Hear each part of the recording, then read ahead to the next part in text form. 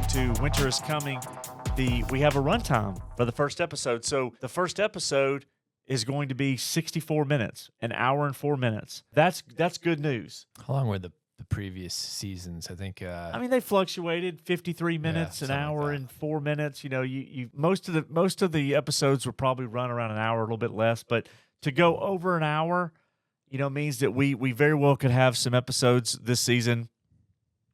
I would love to see every episode be between an hour and 20 minutes. Well, every episode always kind of leaves you with the cliffhanger, wanting more. No doubt, and boy, they're coming with the violence in episode 1, and so for people that have read the book, they know what's coming. So to see it on the screen, anything you thought you saw in Game of Thrones over 8 seasons, I think will not prepare you for what you're going to see in episode 1. But it's good news.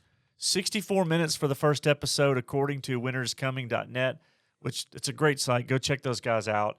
But we also have some comments from George R. R. Martin.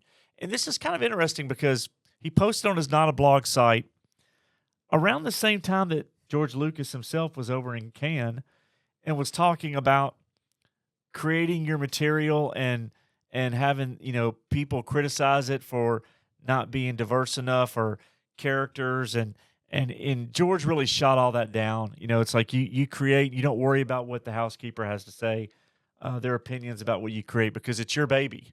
But at some point, George had to cut loose of his baby, and he's not coming back to it.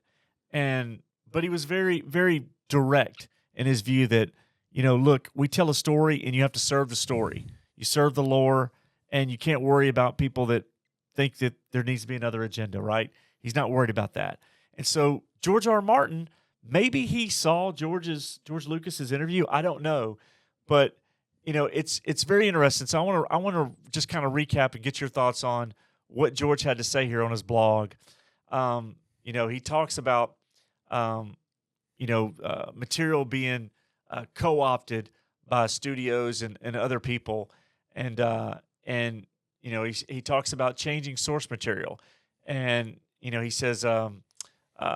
In regards to changing the source material, little has changed over the last few years. If anything, things have gotten worse. Everywhere you look, there are more screenwriters and producers eager to take great stories and make them their own. Well, they're not their own because they're just copying somebody else's stuff. So that's the first thing.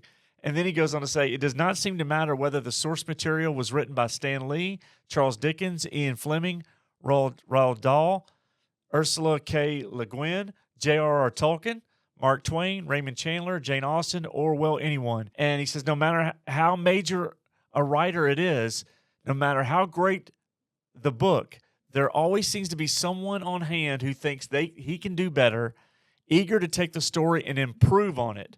The book is the book. The film is the film.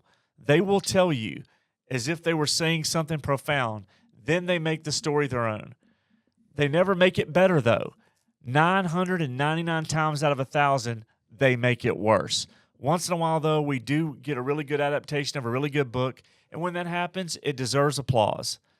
I came across one of those instances recently when I binged the new FX series of Shogun. Great show. So he praised Shogun, and I totally agree. Shogun was a show that honored the lore of Shogun, but was faithful. But the cinematography was great, the casting was great, the writing was great, and to be fair though, his own work isn't immune to this though. I mean, there's been there's been some changes. I mean, you look at House of the Dragon, the Valerians have been changed completely for diversity and inclusion purposes. So I mean, right. His show's not immune to that either. So no, and I think just like with George with the prequels, George Lucas, the creator can decide, and then we can criticize, because people no doubt criticized the prequels when George Lucas came out with the prequels, and they criticized the end of Game of Thrones. Now, what you're talking about, George has been very involved with House of the Dragon and Ryan Condal. The things that went south on Game of Thrones, he cut out after season 5. He had a falling out with Benioff and Weiss, well known during season 5, and so George can kind of say, well, look, I backed out of it. they wrapped it up the way they wanted to wrap it up. I mean, at the end of the day, that big check makes it a little easier. Absolutely. So, and that's what happens is he may not like it deep down. He might have a problem with it, but it's also now the reason a why he's multi-millionaire, getting paid on House of the Dragon Exactly. right now, and he'll get paid on Aegon the Conqueror and Knight of the Seven Kingdoms. He is making bank. Right. So, and George Lucas is worth almost $10 billion. So, you can't really argue with the bank accounts. But, it leads us to, as we wrap up, and I mentioned at the beginning of the video, an extension of George talking about being faithful to the adaptations. We got House of the Dragon Season 2 coming up. And this is a pivotal time in the streaming wars. You've got companies that we've been talking about for the last year and a half that have been losing hundreds of millions of dollars on streaming to try to gain subscribers. And Wall Street isn't looking at that anymore. They're not looking at how many subscribers do you have. They're looking at, are you profitable? Are you making sound financial decisions? And so as we talk about House of the Dragon coming out June 16th, I find it very interesting that there are other things coming to streaming in June as well. And one of them is The Boys on Amazon Season 4. I Great personally show. like The Boys. Yeah, I love The Boys. I'll definitely looking forward to and it. I'm looking forward to that. So, The Boys is coming out on June 13th. So you get a chance to watch it a few days before. One of the shows that I think they've changed source material, and it may have benefited the actual show for the simple fact that, it's so much. There's so much more content. If this was based off the comics, it would already be over. It would have been over after like the second season. And they're going on season. Season 4. So they've done so much more, with the actual show and deviated quite a bit. But I think they've done a good job. And one of the few examples where I'd say some of the changes have been positive. And look, they're going to put out 3 episodes the first night, June 13th. So you can watch an episode June 13th, an episode June 14th, an episode June 15th of The Boys. And go right into House of the Dragon. Go right into House of the Dragon. Yeah. And so excited for that. And you've got The Bear, which I recommend on Hulu. The Bear is coming up on Season 3. That is on June 27th. And you haven't watched The Bear, right? Greg, you haven't watched any of it? It's a good show. I've heard good things, though. It's a little. If you talk to anybody who's been in the restaurant business, it's I never was, so for me, I don't really have that.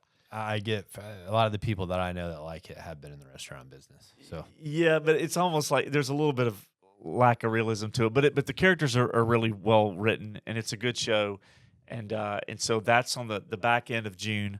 That I think is going to be do very well on FX or Hulu. That's all rolled in now with Hulu. But we've got something coming out June 4th that I think is going to get its brains beat in, and that's The Acolyte. I have no interest in that at all. I've checked out of Star Wars. Well, if you notice, we don't talk about it anymore. Here's the deal about The Acolyte. You know what you don't see with House of the Dragon or The Boys? What's that?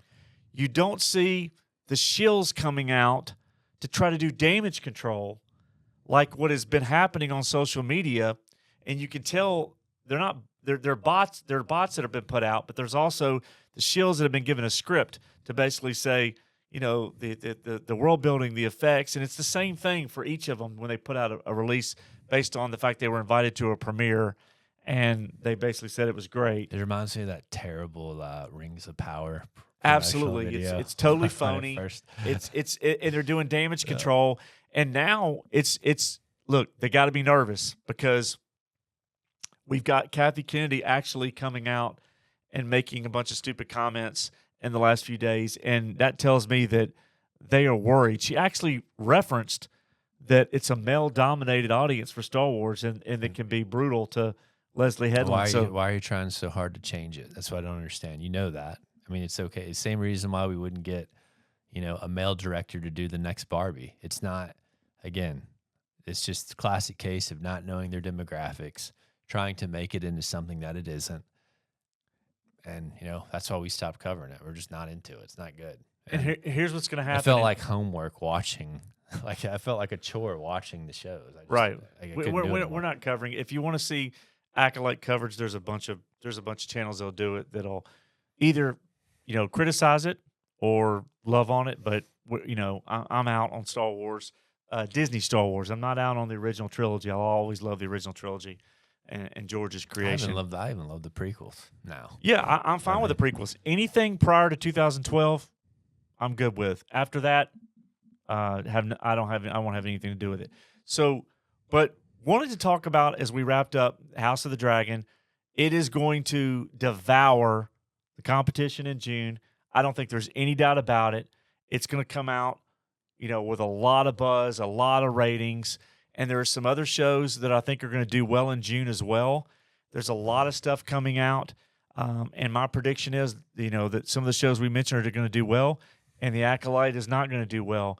But House of the Dragon will come out as the #1 streaming show for the month of June in 2024. We'll be here to cover it. Let us know what you think. Is there something that you're looking forward to? What are your thoughts around House of the Dragon Season 2? The amount of episodes they're having? What's going to be covered? The run times? What are you looking forward to seeing? Or how excited are you? Let us know your thoughts. Leave us a comment. While you're doing that, smash the like button, hit the notifications bell for future content, and most importantly, hit subscribe so we can continue to grow our channel and TCB.